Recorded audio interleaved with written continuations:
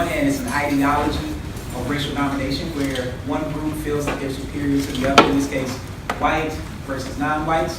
But on the other hand, there are also everyday practices that are in place, as well as the way that white supremacy operates through social institutions. And so I kind of try to give a broad overview of some of these. Obviously, when we normally think about white supremacy, we have, obviously on this campus, the murder of Army Lieutenant Richard Collins III by Rashawn Ray, who was a UMD student. This was what was put at graduation as he was set to graduate from Louis State. It's a picture that to me is just very powerful about how tragic this incident was. But there are also other incidents, such as the road rage incident in Washington, D.C. that left a Muslim woman dead. She was leaving a Muslim center, and in a road rage incident ended up being murdered in that incident. We can also think about the Charleston massacre, where 9 parishioners at Andy Church, an African Methodist Episcopal Church, were murdered by Dylan Roof. I think a lot of people would say that one of the ways we might see whiteness or white supremacy operating is that after he was apprehended, he said he was hungry and they actually took him to Burger King after he had murdered 9 people on his way to booking. So those are the types of actions that we're talking about, but even locally in other ways, such as this was a sign in Silver Spring. This was after Trump was elected. Trump Nation, whites only. There are others. This was in New York, Make America White Again, with swastika in the middle. And I think what's interesting here is that whether that be in New York City or particularly Silver Spring, Maryland, these are places where people typically think these type of incidents don't necessarily occur. Obviously similar to what happened here on our campus at the University of Maryland. And then we have incidents such as in Charleston at the University of Virginia, where this was a picture of some of the people who were assembling the night before they left Heather Heyer dead after a white supremacist rammed his vehicle into a crowd of people. And this was the night before when white supremacists came together to rally in one place. So when we see these incidents, one of the things we have to realize is that hate groups have been on the rise, okay? So if you look at this map, this goes from 1999 through the present. We see that continuously we've had an increase in hate crimes over time. Now, the other thing that people don't know, and a lot of controversy that's been happening, is centered around Confederate statues and Confederate flags.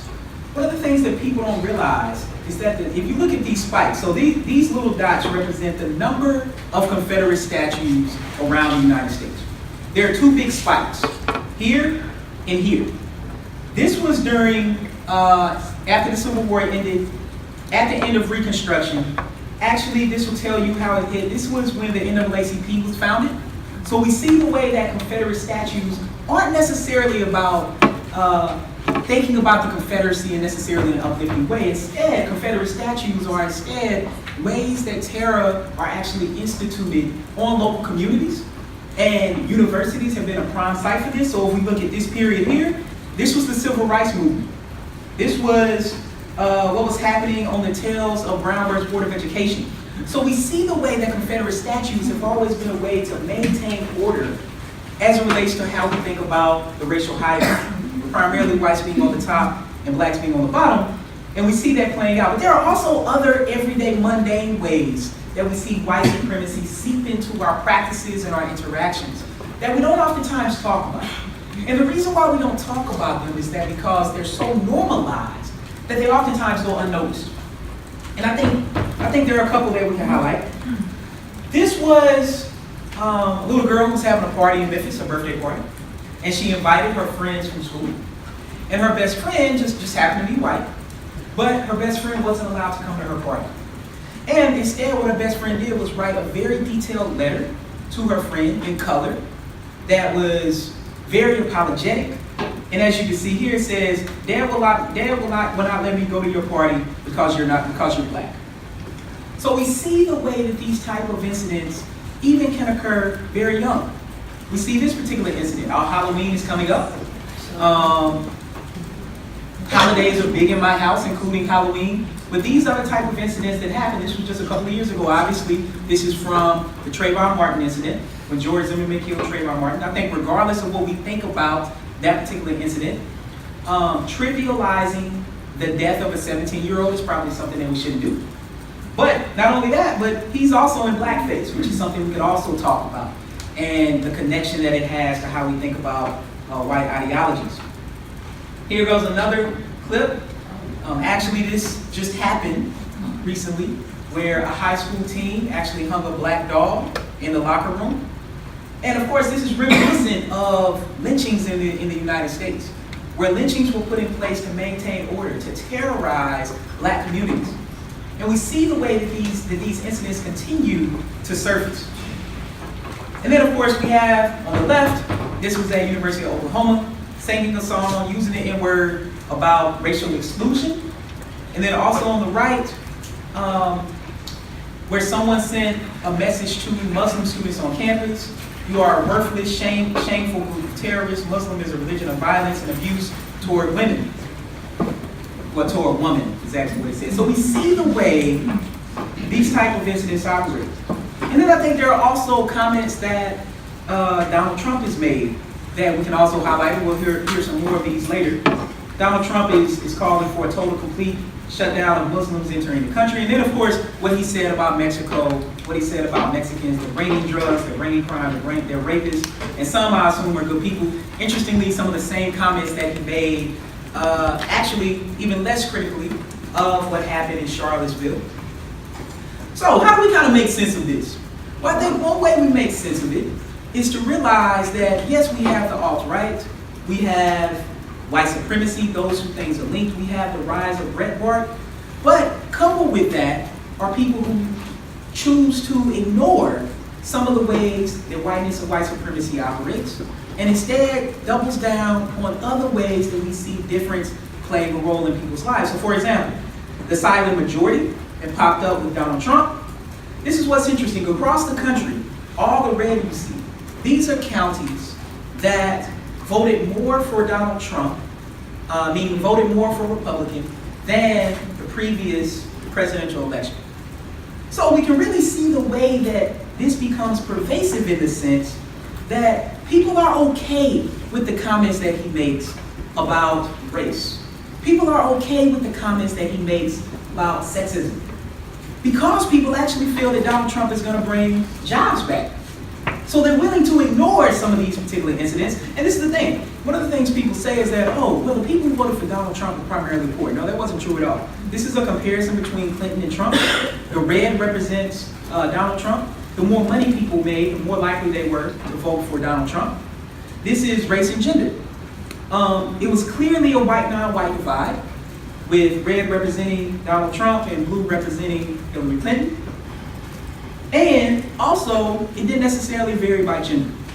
So what you see, these are different demographics of women, and you see all of them voted in favor of Trump, whether they be conservative women, white women who are middle-aged, 45 to 64, white Protestant women who primarily go to church, and then just overall the way we think about gender. And so we see the way these kind of things play out. And I think President Johnson said it best. He said, "I'll tell you what's at the bottom of it. If you can convince the lowest white man he's better than the best colored man, he won't notice you're picking his pocket. He'll give him somebody to look down on, and he'll empty his pockets for you." So we see the way that these narratives continue to play out in the United States. And I think what drives it a lot is dealing with mainstream and social media. This is actually a map over time from 2000 through 2010. This is number of viewers on an average day. The red line represents Fox News.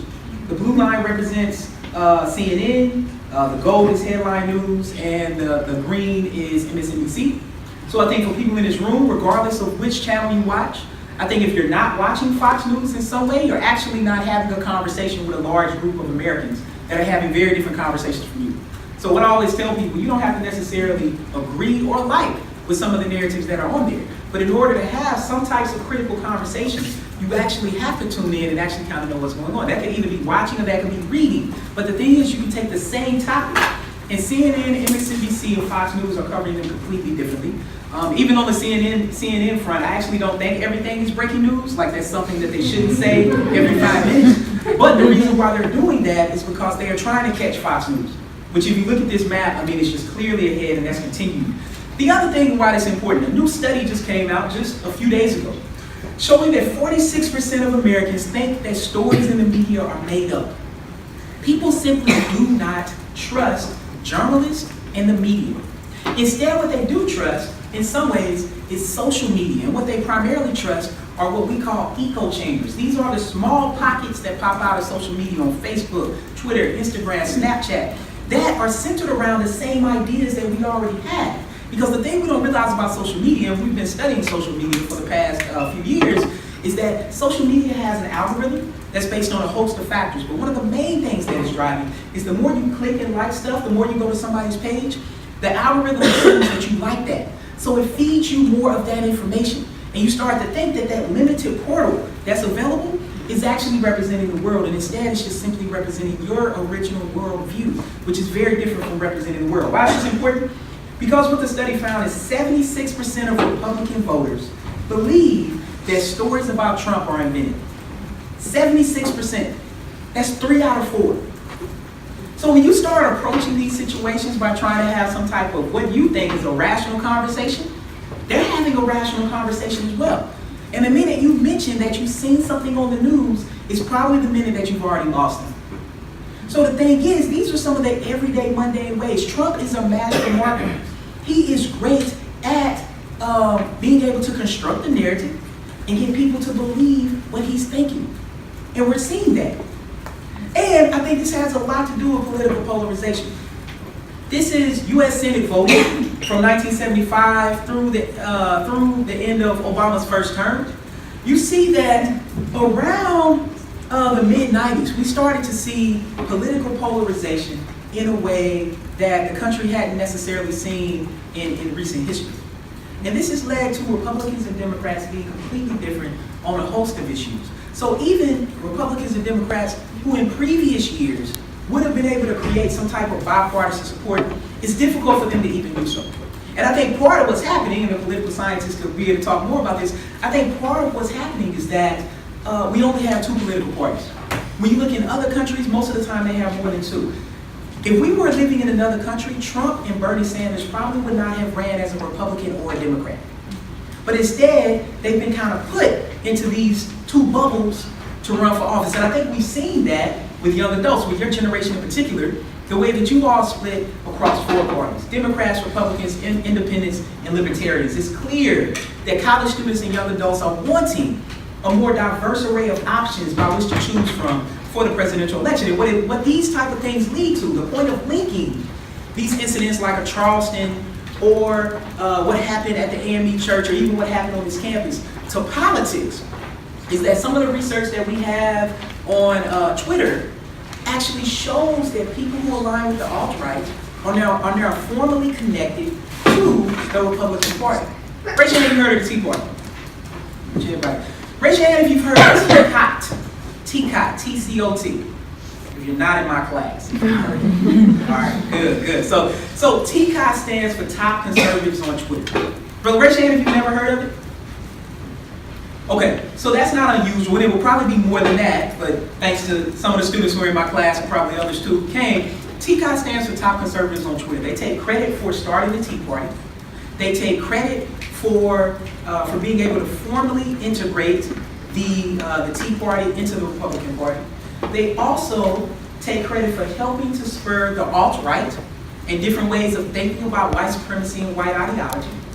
And now all of a sudden the reason why you don't hear about the Tea Party is because they're formally integrated into the Republican Party.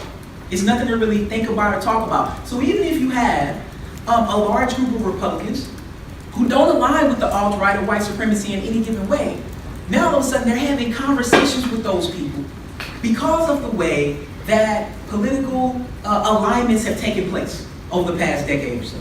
And we're seeing that play out. Brave spaces are very different from safe spaces. Safe spaces is a term that we use in the academy that supposedly is a space where people can go and have candid conversations with each other and actually be expressive and share their feelings. I'm all for people sharing their feelings. Part of the problem I have is that on college campuses, and I will argue in any place of employment, there really isn't a safe space that exists. Now, it's different for college students because you all are also living in these spaces. So it doesn't mean that you can't find a space where you're safe. Like, this isn't about necessarily safety of your physical body. This is more about safety in terms of your ability to express ideas and have conversations with people. Instead, what I think we have to do is create brave spaces. These are actually spaces like this that you created where we can have critical conversations in ways that we would rarely ever have. Because the reason why we want to do this is because when we're at work, we're having very superficial conversations. And when we're at home at our dinner tables, we're oftentimes having in-depth conversations, but we're having those conversations with people who pretty much look and think just like us. And what happens is that when you go home, similarly to when I go home, your perspective isn't always represented at my house. Just like when you go home, my perspective, or what I consider to be sociological empirical evidence, isn't represented at your house. And if you're silent about it, if you let your racist uncle or auntie, or what happened in the case of Dr. Jason Nichols, who's in the Department of African American Studies, if you let your sister or your aunt or your cousin call someone or use racial epithets, then all of a sudden, what you don't realize is that your silence becomes your acceptance. You're essentially accepting that this is happening. And instead, when you create a brave space, you speak up and speak out about what's going on. And you can simply make statements like, I actually don't agree with that. We can agree to disagree, but what I will say is when you're in this space with me, I appreciate if you don't use those words and that terminology. I can do that all the time with some of my male friends, where they get to talking about women in a way I'm like, we're not gonna do that. Like, that's not what we're not gonna do that. And I would appreciate if you don't talk like that, either about your friends, your mother, your wife, or whomever. And so it's up to us to help to create these brave spaces. Last point, there are also other things we can do besides doing things on a micro level through face-to-face interaction. We can also, focusing on this second point, we can engage in public policy through acts designed to influence the legislative decision-making process. This is what we call engaging in part of a racial uplift activism approach, where we're aiming to create equality. And I think you do this by calling your representatives, emailing your representatives, and signing petitions. These things matter every day in Washington and in state and local governments. There are lobbyists and policymakers who come with a list of things that have come from their constituents, where they say, this is what the people who I represent want to see happen. And there are studies that actually show that people who align with the alt-right are much better at contacting representatives and signing things than people who aren't aligned with the alt-right. And of course, alt-right, again, is just another term, a fancy way of saying white supremacy. So I think I'll end with a quote from Dr. Martin Luther King Jr. In the end, we will remember not the words of our enemies, but the silence of our friends. Don't let your voice go silent by being able to represent something in a space or at a space where you know you speaking up and speaking out will make a difference. Thank you for your time.